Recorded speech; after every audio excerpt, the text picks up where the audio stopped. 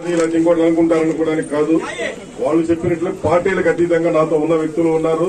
అలాగే ఇక్కడ ఈ రోజు వైఎస్ఆర్ కాంగ్రెస్ పార్టీలో నిజంగా 2019 ఎన్నికల్లో వీళ్ళందరికీ న్యాయం జరిగిద్దని ప్రతి ఒక్కరూ ఆ రోజు మర్రి రాజశేఖర్ గారు మంత్రి అవుతారని, మరి అలాగే మేము కూడా అలాంటి సీనియర్ నాయకులు మాకున్నారు మంత్రి అవుతాడని, ఆయన అడుగుజాడలో మన నియోజకవర్గం బాగుంటుందని చెప్పేసి మేమందరం పనిచేశాం.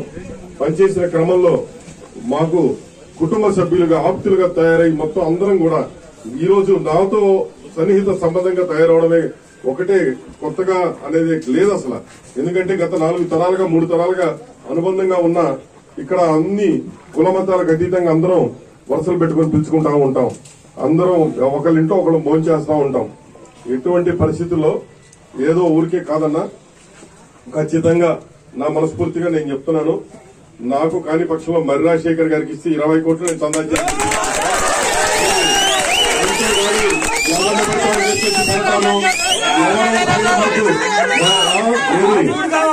పైన సీఎం ఆఫీస్ కి పిలిచి ఎవరో 2-3 చెబితే వినడానికి అంత భయపడటానికి కాదు.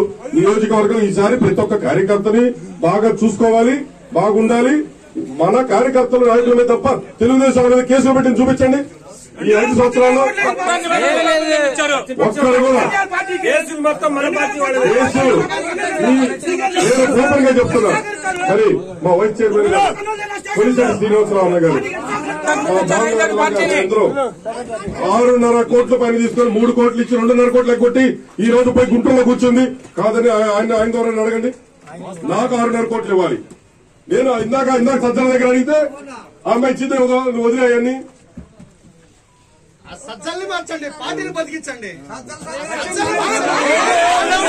ఎమ్మెల్యేలు మాకొద్దు. ఈ రోజు గుంటూరు నుంచి ఎవరు వస్తారా లేకపోతే విజయవాడ నుంచి ఎవరు వస్తారో మాకు అవసరం.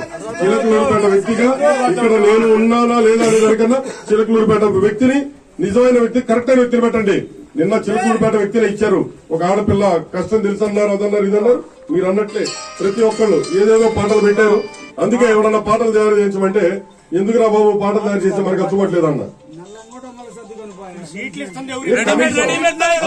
అక్కడ అవసరం అంటారు, అక్కడ కాబట్టి మనోహర్ అక్కడ పెట్టి ఇక్కడికి వచ్చి